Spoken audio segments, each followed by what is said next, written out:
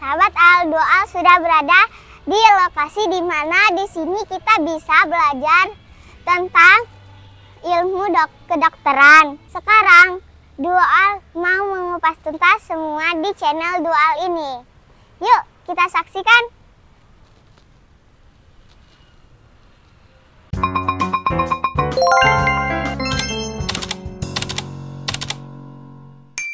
Assalamualaikum, hai sahabat Al, jumpa lagi di Al. Hari ini Al berada di Museum Kebangkitan Nasional. Yuk kita cari tahu. Sahabat Al, kita akan ditemani dan dipandu oleh pemandu di sini. Yuk. Halo Adek. Halo, Om namanya siapa? Oh, nama aku Muhammad Iqbal, bisa dipanggil Kak Iqbal. Kalau boleh tahu, kenapa Om dinamakan Museum Kebangkitan Nasional? Nah, karena museum ini dulunya itu ada organisasi pertama yaitu Budi Utomo, makanya disebut Museum Kebangkitan Nasional karena adanya pergerakan nasional. Om, kalau boleh tahu letaknya di mana ya Om? Nah, museum ini letaknya di Jalan Abdul Rahman Saleh, Jakarta Pusat.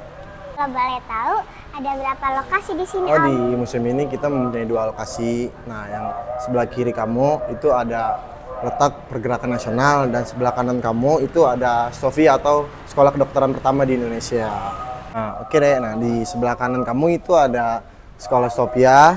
Nah, di sebelah sini ada pergerakan nasional. Jadi kita mau kemana dulu nih? Stopia apa pergerakan nasional? Ke kanan dulu. Nah, kita ke Stopia dulu. Ya. Oke, ayo. Nah, sekarang kita ke Stopia dulu. Yang ruang pertama ini ada ruang pengajar. Kita masuk yuk. Ya.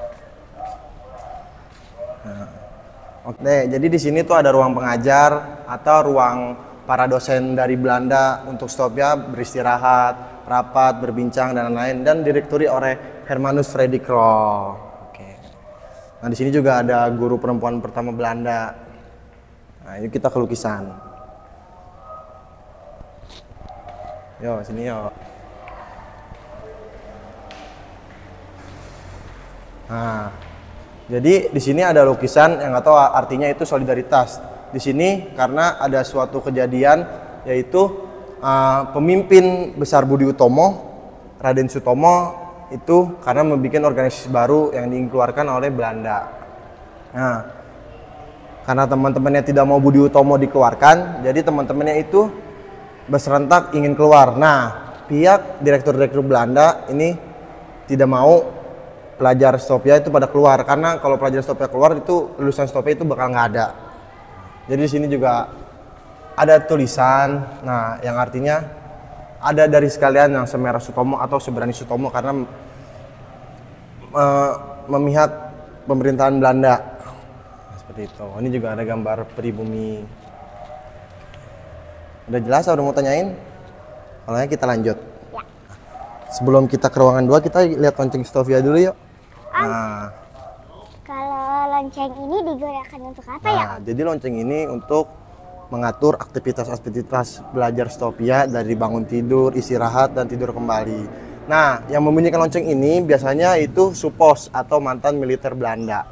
Nah, kalau zaman dulu ini suaranya bisa sampai belakang, tapi kalau zaman sekarang kan sudah permukiman warga banyak ya, jadinya nggak terlalu bunyi sampai belakang.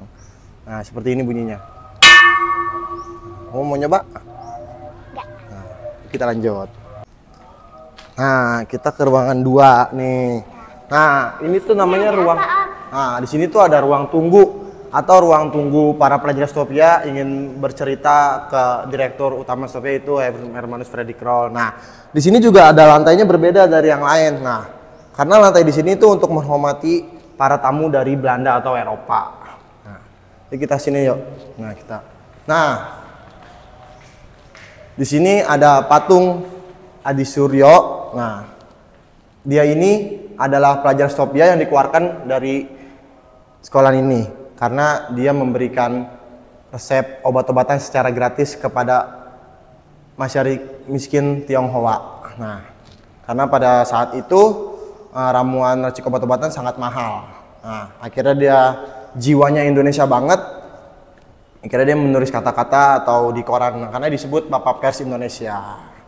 Nih. Ada yang mau tanyain? Kita lanjut ke sebelah. Om, kalau boleh tahu ini foto apa ya? Nah, ini foto-foto suasana Indonesia zaman dulu. dari pedagang kecil kepada noni Belanda, penerangan pinggir jalan. Jadi ini foto-foto Indonesia dulu, seperti dulu. Ruangan apa, Om? Nah, jadi itu di sini, nah ini ruang tunggunya dari pelajar Stopia yang ingin bercerita, keluh kesah, atau murid-murid yang bandel, murid-murid berprestasi, itu datangnya di sini. Nah, ibaratnya ini ruangan tunggu itu kayak semacam ruang kepala sekolah. Nah, jadi murid-murid yang ingin bercerita, murid bandel, nah pokoknya di konselingnya oleh Direktur Utama Stopia itu Hermanus Fredrik. Oh, ada yang mau tanyain? Kalau nggak ada kita lanjut. Itu buku-buku apa? Nah, itu buku-buku novel-novel zaman dulu. Nah, kita kesana yuk. Nah, ini buku-buku dari sejarah Belanda.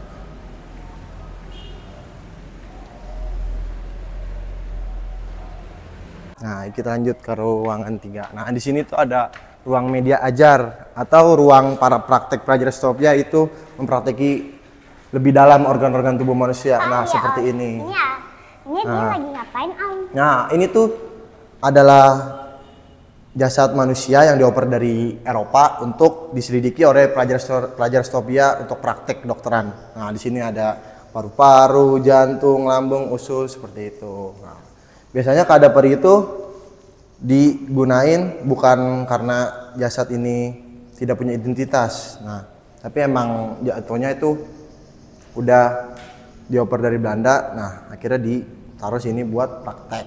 Nah, biasanya disebut kadaver. Nah, ini juga bisa disebut guru yang tanpa berbicara. Nah, karena tanpa organ tubuh mereka kita tidak tahu dalam manusia itu organ tubuh seperti apa. Nah, di sini juga ada. Di sini tengkorak apa, Om? Nah, ini tuh ada tengkorak manusia. Ini juga sama. Ini diimpor dari Belanda atau Eropa. Ini tengkorak asli, benar-benar asli, yaitu berjenis kelamin laki-laki, umur antara 21 tahun 22 tahun. Di sini ada apa, Om? Nah, di sini tuh ada mikroskop juga untuk meneliti bagian-bagian kecilnya. Ada mau tanyain? Kalau itu buku-buku apa ya, Om? Nah, itu bukunya seperti di sana, buku-buku tentang materi-materi pelajar Belanda. Om, ini ruang apa? Nah, jadi di sini tuh ada ruang dukun Nusantara atau pengobatan zaman dulu, karena pada zaman dulu tidak adanya dokter. Jadi seperti inilah, dari mulai dukun pijat, dukun khitan, persalinan bayi. Nah, di sini juga ada suasana desa di Jawa pada zaman dulu. Nah, kalau ini ada apa ya, Om? Nah, di sini tuh ada alat-alat sugesti, karena kan pada zaman dulu masih mempercayai goib ya. Iya. Nah, seperti ini ada keris brojol, peralatan magic. Nah, seperti itu. Di sini apa ya, Om? Sebelahnya tuh ada alat-alat khitan atau sunat pada zaman dulu. Kan kalau zaman sekarang kan pakai laser ya. Kalau zaman dulu masih tradisional. Nah, di sini juga ada gandik. Nah, gandik itu mirip kayak ulekan. Kamu tahu ulekan kan? Tahu. Nah, kalau bedanya gandik itu kotak.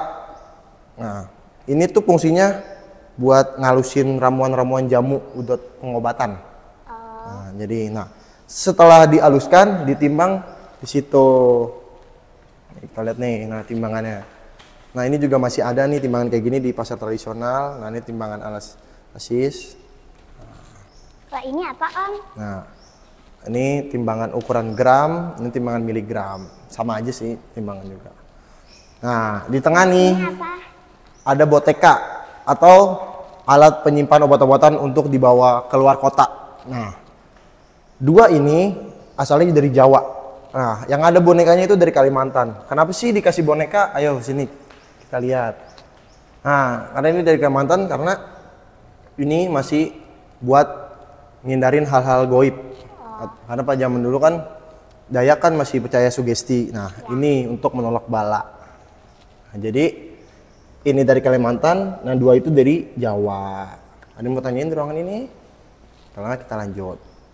Lanjut aja. Nah, jadi di sini tuh ada ruang sekolah dokter Jawa. Nah, jadi pada zaman dulu tuh nama Stopia itu nggak ada. Jadi sebelum dulu sekolahnya itu namanya Sekolah Dokter Jawa. Nah, di sini juga ada RS Militer. Nah, RS Militer ini sekarang jadi rumah sakit besar TNI Angkatan Darat itu Gatot Subroto. Nah, di sini juga ada replika surat keputusan Raja William II.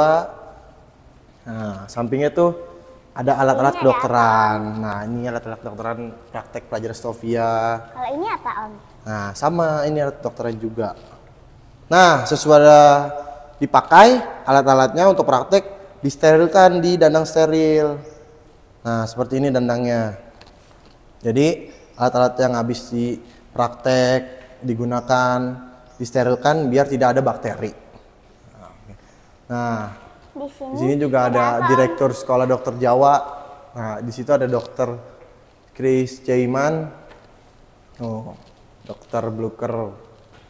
Nah, di sampingnya juga ada alat pemecah kepala. Jadi alat pemecah kepala ini tuh digunain buat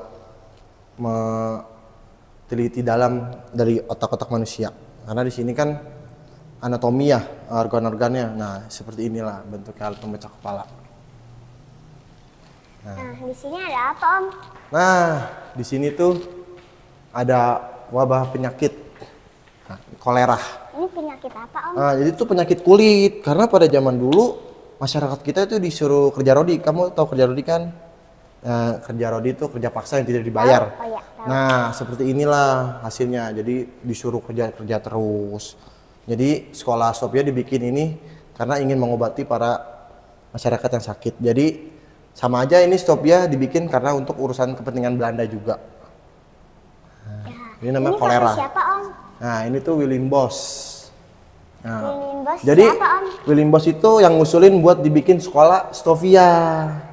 Seperti itu. Kalau di sini ada apa, Om? Nah, di sini tuh ada tempat penyimpanan kain kasa, tempat penyimpanan peralatan pembungkus untuk operasi seperti perban, jarum suntik, alat tidur perlak, seperti itu. Sini juga ada teropong, alat tes darah. Pokoknya di sini alat-alat praktek. Nah, kita ke tengah nih. Ya. Ada Ini alat. ada apa, Om? Nah, ini alat pendeteksi jantung. Tapi kalau secara mekanis, nah, kita belum tahu ini seperti apa. Kan kalau yang modern kan tinggal dipasang yang det gitu kan. Iya. Nah, seperti dulu elektriknya seperti ini. Nah, Ini ruangan apa, Om? ini ruangan Stovia. Ini kita kesini nih. Nah, di sini tuh ada 3 tokoh. Nah, di sini tuh adalah donatur Stovia atau yang membiayai sekolah ini. Nah, di sini tuh ada Genevisius, Paul Jensen, dan Van den Hornet. Nah, di sini tuh ada pelajar Stovia di luar kelas. Begini suasananya. Ini tulisan apa, Om? Nah, ini tuh ada replika ijazah Stovia. Ini tuh kayak ijazah gitu. Nah, di sini ada apa, Om? Di sini tuh ada alat ronsen zaman dulu. Nah, secara mekanis orangnya ditaruh belakang, nanti bakal muncul kertas dan tunjukkan hasil ininya, ronsennya. Di sini ada foto apa, Om? Nah, di sini tuh ada fasilitas Stovia. Nah, di sini tuh ada ruang rekreasi Stovia, sekarang jadi aula yang di tengah tadi. Nah, di sini tuh ada ruang gym atau ruang olahraga. Nah, ruangnya di sono ditutupi kaca. Nah, di sini asrama Stovia, entar kita ke sana. Nah, ini gedung Stovia pada zaman dulu. Nah, di sini ada apa, Om? Nah, di sini tuh ada alat bantu pernapasan. Sama sih kayak di sono, alat pemecah kepala, tapi secara mekanis musim ini tuh belum tahu cara pemakaian karena udah dioper ke Surabaya. Nah, di sini Kalau tuh di sini ada apa? ada puster. Ini Booster itu apa, Om? hampir mirip sama kayak dandang steril buat biar alat-alat bekas praktek tidak ada bakteri. Oh, ini hampir mirip sama dandang steril. Nah, selain praktek di sini juga mereka pelajar Stovia itu mempunyai hasil praktek atau ngambil pelajar, yaitu membuat organ tubuh, menggambar-gambar karena selektifnya dulu sangat ketat. Nah, selain gambar-gambar organ tubuh manusia, mereka juga menggambar peta-peta daerah di Nusantara karena mereka bakal dioper ke tempat-tempat yang titik merah wabah penyakitnya sangat tinggi. Nah, di sini ada apa, Om? Nah, di sini tuh ada tas berisi peralatan kedokteran, yaitu ada alat-alat dokter, uang saku, kapas, dan lain-lain. Nah, ditaruhnya seperti ini. Nah, nanti kita akan masuk ke ruangan ini. Ruangan apa itu, Om? Nah, ini tuh ruang asrama atau ruang para tempat pelajar Stovia itu beristirahat. Nah, seperti inilah suasananya. Nah, di sini tuh ada fasilitas dari sekolah Sophia itu ada koper, ada lemari, ada kasur. Nah, pada zaman dulu tuh, kalau boleh tahu itu lagi ngapain ya? nah itu lagi pelajar Sophia itu lagi pada ngobrol tentang mungkin pelajaran apa ini ada replika. Nah, pada zaman dulu tuh kasurnya seperti ini. Nah, tidak ada bantal, tidak ada guling. Nah, seperti ini. Karena pelajar Sophia pada mengeluh, badannya sakit, akhirnya dibikin ada kasurnya. Dulu seperti ini, cuma nggak ada alas sama sekali. Nah, di situ juga ada koper untuk menyimpan baju-baju. Nah, di sini juga ada lemari untuk menyimpan atau bisa menyimpan 1-2 orang baju-baju, barang-barang. Nah, Om, apa semuanya barang-barang ini asli ya? Nah, asli. Nah, seperti ini bentuknya. Nah, ini tuh dari zaman dulu, koper juga dari zaman. Nah, koper ini untuk menyimpan baju. Nah, di atas ini buat para pelajar Sophia tidur atau beristirahat. Ini masih asli. Sehabis kita dari Sophia, kita lanjut ke pergerakan nasional. Yuk kita di sana yuk. Sekarang kita ada di mana, Om? Nah, kita di sini sekarang ada di ruang Memorial Budi Utomo atau ruang paduan suara. Nah, di sini diketuai oleh Raden Sutomo atau yang membuat organisasi pertama di Indonesia itu Budi Utomo. Seperti inilah suasananya. Nah, Budi Utomo ini didirikan pada tahun 20 Mei 1908. Seperti ini. Nah, mau ditanyain tentang ruang ini? Apa kita lanjut? Nah, kita lanjut ya. Nah, kita lanjut yuk ke sini yuk ke pergerakan Ini nasional. apa, Om? Nah, di sini tuh ada banyak-banyak benda. Nah, di sini tuh ada peta Hindia Belanda atau Nusantara pada zaman dulu. Nah, garis yang oranye ini tuh adalah garis bujur atau garis iklim. Karena iklim di Indonesia tuh yang kamu tahu ada apa aja sih? Kan ada tropis, subtropis, dan dingin. Nah, jadi di Indonesia tuh ada 3 tropis. Nah, ada 3 iklim. Nah, garis yang lurus ini tuh adalah garis waktu. Waktu di Indonesia kan ada 3, WIB, WIT, WITA. Ada yang mau tanyain? Ini kita lanjut ke sini nih. Ya, lanjut aja. Nah, Ini apa ya, Om? jadi di sini tuh ada gambaran aktivitas-aktivitas bangsa Belanda, bangsa Eropa yang ingin menuju ke benua Asia, ingin menjajah lah. Nah, kenapa sih banyak kayak garis-garis panah ini? Nah, karena garis ini tuh menandakan bahwa para penjajah itu nyasar. Nah, awalnya tuh bangsa Eropa tuh datang di sini benua Amerika. Nah, benua ini tuh dianggapnya dulu adalah benua Asia. Karena pada zaman dulu yang jajah Indonesia, bangsa Eropa itu ada Belanda, Prancis, Inggris, Spanyol, dan Portugis. Nah, ini dia nih. Ada apa, Om? Nah, di sini tuh ada rempah-rempahnya, ada pala, kayu manis, tumbar. Nah, ini yang diincar dari penjajah. Nah, seperti inilah Ini bentuknya. ada Kapal-kapal penjajah zaman dulu hanya menggunakan angin.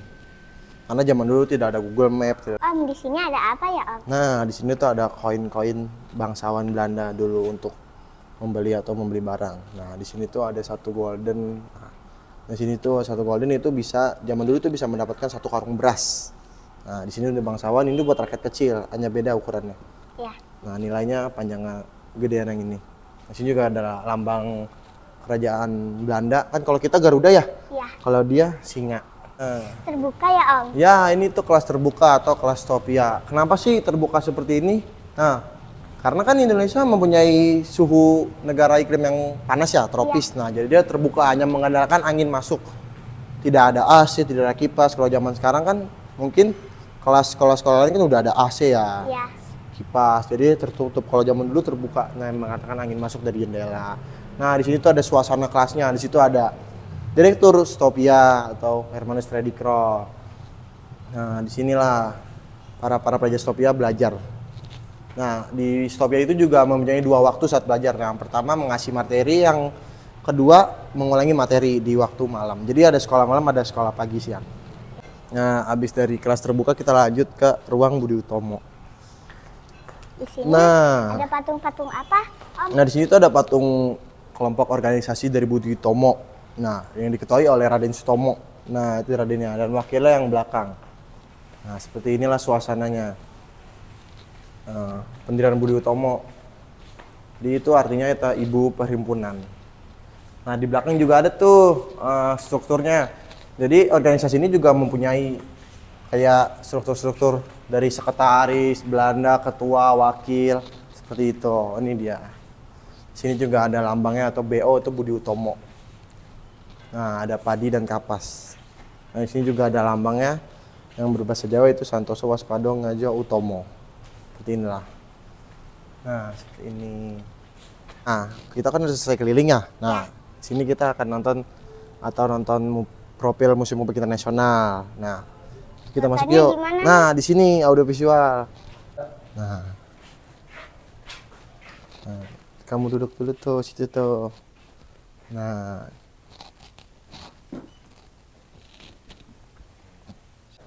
sahabat L, kita bisa menonton loh di sini bagaimana pendirian Museum Kebangkitan Nasional ini. Yuk kita lihat. Didirikan pada tahun 1851 di Rumah Sakit Militer Walter Hebbel, sekarang Rumah Sakit Pusat Angkatan Darat Gatot Subroto. Sekolah Dokter Jawa menempati salah satu bangunan yang ada dalam Rumah Sakit Militer karena pengajarnya berangkat sebagai dokter di rumah sakit tersebut. Tahun 1899, atas usul Dr. H.F. Roll, dibangun gedung baru.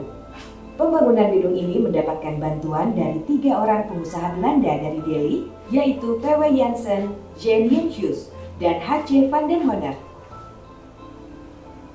Pada 1 Maret 1902, gedung baru tersebut mulai resmi digunakan untuk Stovia, School tot Opleiding van Inlandse Artsen, yaitu Sekolah Kedokteran Bumi Putra. Munculnya Stovia menandai berakhirnya Sekolah Dokter Jawa. Wah, sahabat Al, seru ya. Yuk kita keluar. Mana filmnya? Seru, Om. Nah, jadi kamu bisa tahu sejarah-sejarah dari sekolah ini kan, soal Stovia. Terima kasih telah menyaksikan video doll hari ini. Jangan lupa like, komen, dan subscribe. Jalan-jalan asik, jalan-jalan ke Museum Sejarah. Kenali sejarahmu, cintai bangsamu.